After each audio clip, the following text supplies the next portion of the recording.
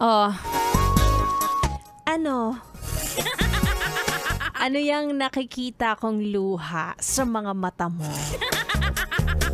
Ha? Anong sinabi ko sa'yo? Huwag mo nang babalikan yung mga picture ninyo. Ang tigas talaga ng ulo mo eh, 'di ba? Rarasunan mo pa ako. Hindi ganda-wanda, wala lang. Titignan ko lang yung itsura ko dati. Wag na. Para sa mga yes friend ko na nagre-relapse sa mga oras na ito, ano? Wala ka na naman magawa.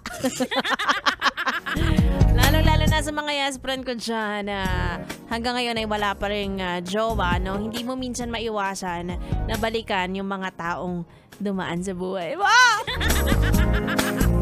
Diba? Isipin mo, ano ba yan? Bakit ba hindi kami nagkatuluyan nito? Bakit ba hindi siya ang napangasawa ko? Ano nangyari sa aming dalawa? Mga ganong tanong, lalong-lalo na ganitong mga oras, no? Nagsisisulputan yung mga ganyang tanong sa sarili mo na wala namang kasagutan. Diba? Ang sinasabi ko sa inyo, past is past. Diyos ko, gasgas na yan. Gamitin mo, intindihin mo ng maigi para makamove forward ka sa buhay. O kaya dyan sa love life mo, diba?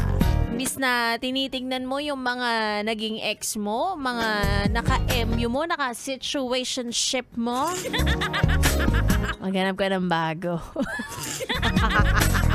Diba, di ka ba nagsasawa? Diyos ko, 4 years mong tiniis yung mukha na yun, tapos babalikan mo ulit, niloko ka nga. Ay naku, hindi nakakaganda yung mga ginagawa ninyo. Ayoko ng ganyan, ha? Ganun na lang, yes, friend. Ano? Kaya para sa sarili mo na lang, no? Huwag ka magsayang ng oras. Sa mga oras na ito, dapat nagpapahinga ka na.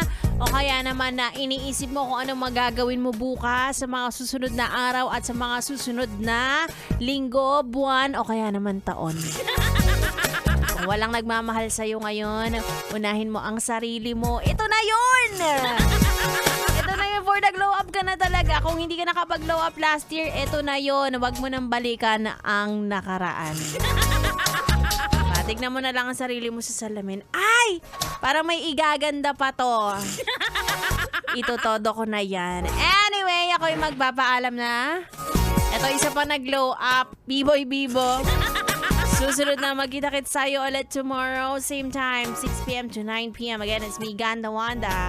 Dito lang sa 101.1 Yes FM. Pagbibigyan kita, yes, pre, na itong susunod na kanta. Para sa'yo na to. Sa mga mahilig sa multo.